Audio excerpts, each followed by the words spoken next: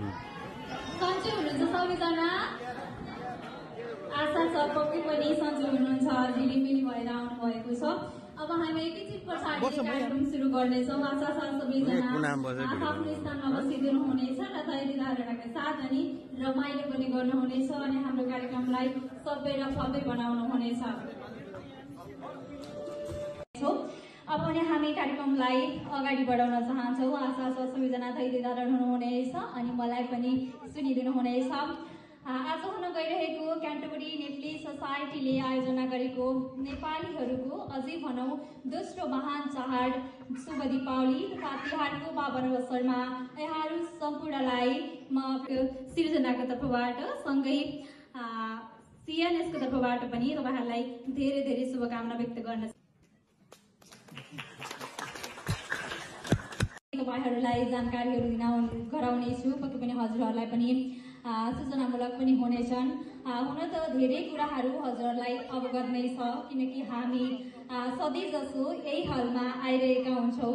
तैपनि यदि कोही नयाँ हुनुहुन्छ र हजुरहरूलाई टोयलेटको आवश्यकता पर्दछ भने हजुरहरू जुन ठाउँबाट यो हलभित्र छिर्नुभयो हजुर त्यही ठाउँमा पुग्नुभयो भने पक्कै पनि हजुरले टोयलेट देख्नुहुनेछ। सँगै हजुरहरूलाई इमर्जेन्सी एक्जिटको लागि हजुरहरूको दायाँ र बायाँ दुवैतर्फ डोर देखिरहनु भएको छ, त्यहाँबाट बाहिरिन सक्नुहुनेछ। सँगै यदि हजुरहरूसँग साना साना नानी बाबीहरू हुनुहुन्छ अनि सँगै आउनुभएको छ भने प्लिज म सधैँ जसो रिक्वेस्ट गरिरहन्छु, आज पनि रिक्वेस्ट गर्छु हजुरहरूले आफ्नो नानी बाबुहरूलाई आफ्नै अगाडि अझै भनौँ आफ्नै साथमा राख्नुभयो भने हजुरहरूलाई पनि सजिलो हुनेछ अनि कार्यक्रम पनि सभ्य रहनेछ। हामीहरूले पक्कै पनि विगतका दिनहरूमा पनि हामीले रमाइलो गर्दै आइरहेका छौँ। क्यान्टरबरी नेपाली सोसाइटीले सधैँ नेपाली कला संस्कृति भाषा र परम्पराहरूलाई प्रवासमा पनि जगेर्ना गर्ने उद्देश्यले विभिन्न कार्यक्रमहरू सञ्चालन गर्दै आइरहेको छ। त्यसैले आज पनि हामी तिहार विशेष सांस्कृतिक कार्यक्रम लिएर हजुरहरूसँग हामी आइसकेका छौँ। आशा छ सबैजनाले यस कार्यक्रमलाई भव्य र सफल बनाउनको लागि साथ दिनुहुनेछ। टिम हामीसँग भएको भएर हामीलाई बेला बेलामा अनि दसैँ तिहार चाडपर्वहरू छन् है, हामी परदेशी भए पनि भन्ने हाम्रो मनमा भइरहन्छ अनि आशा छ सधैँ भइरहनेछ। अब पनि हामी लाग्छौँ कार्यक्रमतर्फ। कार्यक्रम आउँदै हुनुहुन्छ, स्वागत तथा शुभकामना मन्तव्य व्यक्त गर्नको लागि यसै संस्थाका उपाध्यक्ष जीवन अर्यालज्यू सबैजनाले जोरदार तालीले स्वागत गरौँ। होइन यतिको धेरै राम्रो नअड्किकन होइन कन्फिडेन्ससँग। धन्यवाद सिर्जना।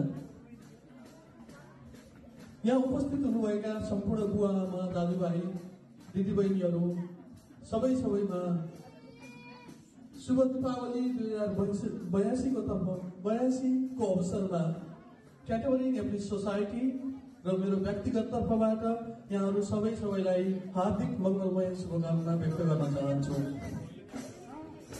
क्यान्टरबरी नेप्ली सोसाइटी को स्थापना कालदेखि जहिले पनि हामी भाषा संस्कृति र नेपालबाट टाढा भइकन पनि सधैँ नेपाली हाम्रो संस्कार सँगसँगै रहने अभ्यासको निरन्तरता आजको एउटा यो देउसी भैलो कार्यक्रम पनि हो। यसै सिलसिलामा हामी सधैँ वर्षमा गरिने देउसी भैलो हाम्रो नेपाली चाडपर्वहरू जहिले पनि 30 देखि तिहारसम्म आइपुग्दा झन्डै 2 महिनामा धेरै कार्यक्रमहरू हुन्छन् र ती कार्यक्रमहरू व्यवस्थापकीय पक्षले पनि चापाचाप जस्तो नै हुने गर्छ र हामीले गत सालहरूमा को अनुभवले यो वर्ष देउसी भैलो अझ राम्रो गर्नुपर्छ है भनेर मेहनत गरेका छौँ।